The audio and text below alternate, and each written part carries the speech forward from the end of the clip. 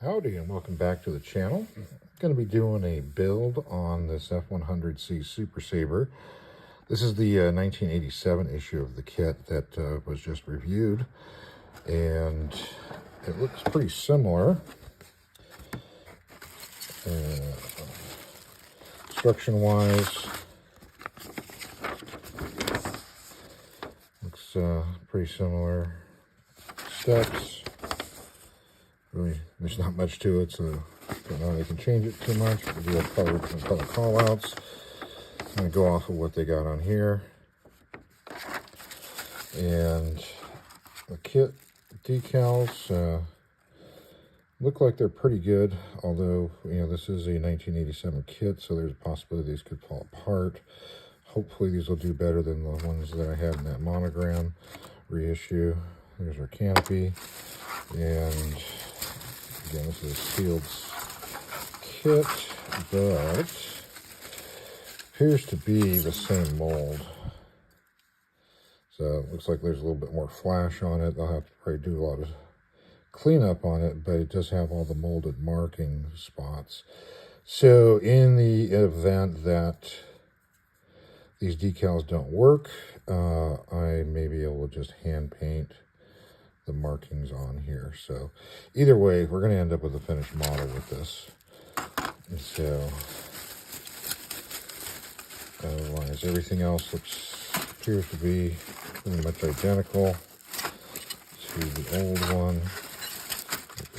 Get out of here.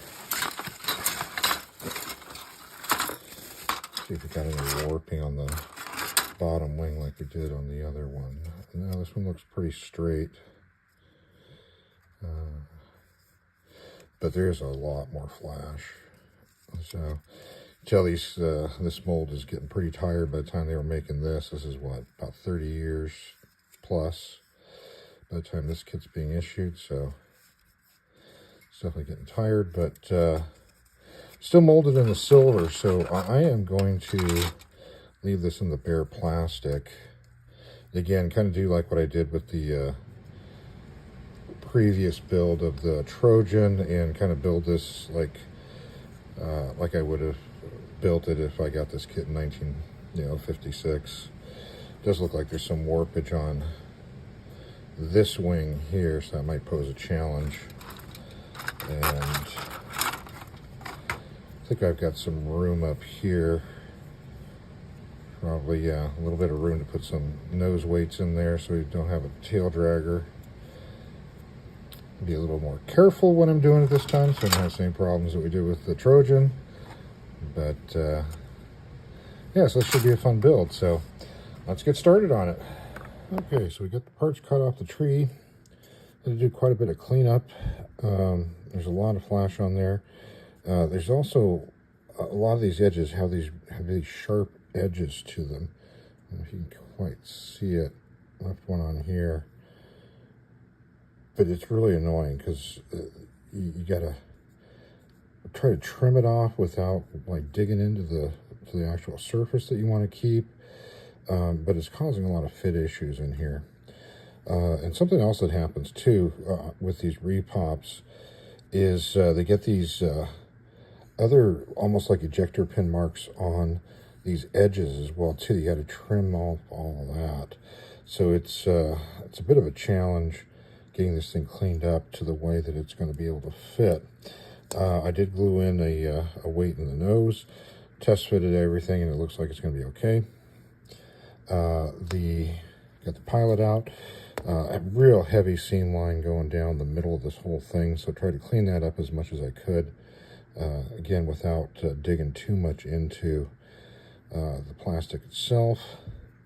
You can see on the bottom side here how heavy that seam line is now. And here's the rear exhaust, and try to clean this up as much as I can. Try to take that edge lip off of there, but there's still some of it there, so I think, you know, once it's glued on, it might be a little easier to clean that up. Same thing with this, a whole lot of that in here. Clean this hole up. Here's one of those pins that I was talking about where, you know, this isn't on the original kit, so I don't know where this comes from. I saw this on the T28 as well, and it's really annoying because they're raised, and so you can't get flush fits with those on there. So a lot of extra little cleaning. Here's the tailplane. All the edges of all the tailplane had a lot of that extra sharp edge stuff hanging out, but not evenly. It's all, you know, weird. You got new pin marks on here as well. The way this is done, it's not fitting onto the bottom correctly, so I'm probably going to have to, once I get the fuselage glued together, start having to trim this back in order to get this stabilizer to fit on there correctly, and be able to be flush then with this tail cone piece, which you can see it looks beautiful here, but when you try to fit it onto the kit the way it is right now, these pins are keeping it from fitting correctly. So probably gonna have to do some cleanup on that as well.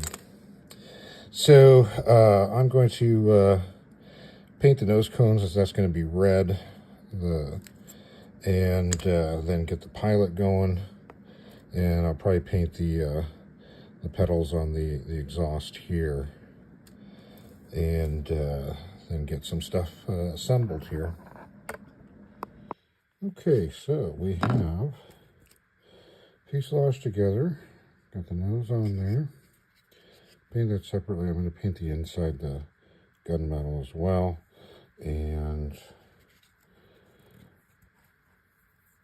you had to use some clamps to hold this together because it's just not yeah, as good as it used to be, I guess. So we'll get the tail on.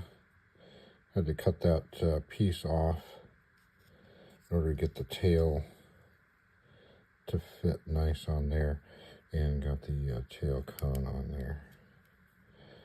So that is going to be drying now. Got the cockpit painted up. The pilot guy.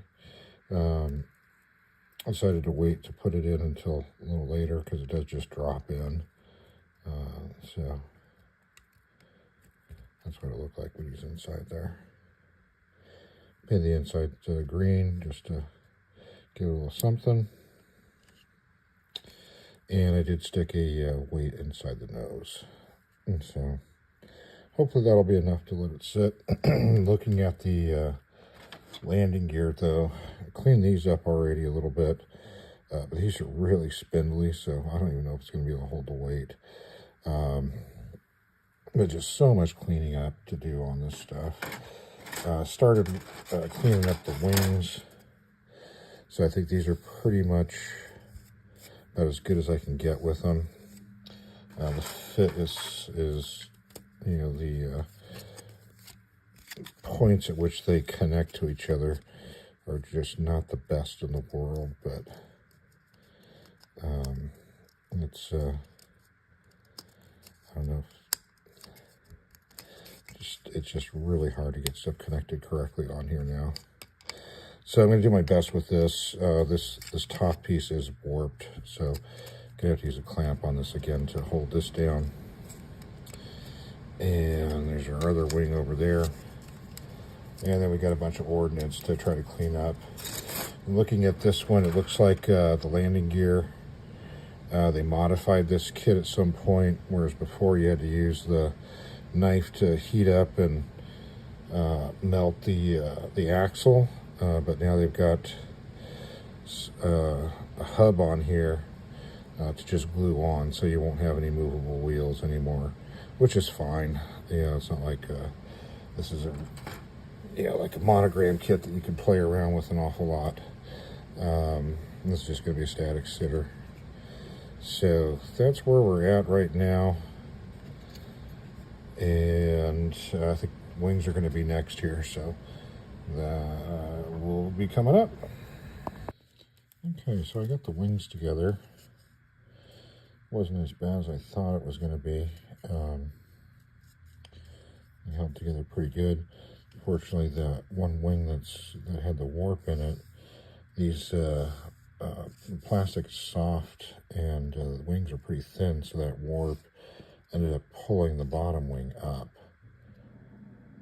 the bottom part of the wing up on here. So for right now, there is a bit of a warp. I'm hoping that that's going to kind of lay down a little bit. Maybe I might heat it up a little bit. We'll see. We'll see how it looks.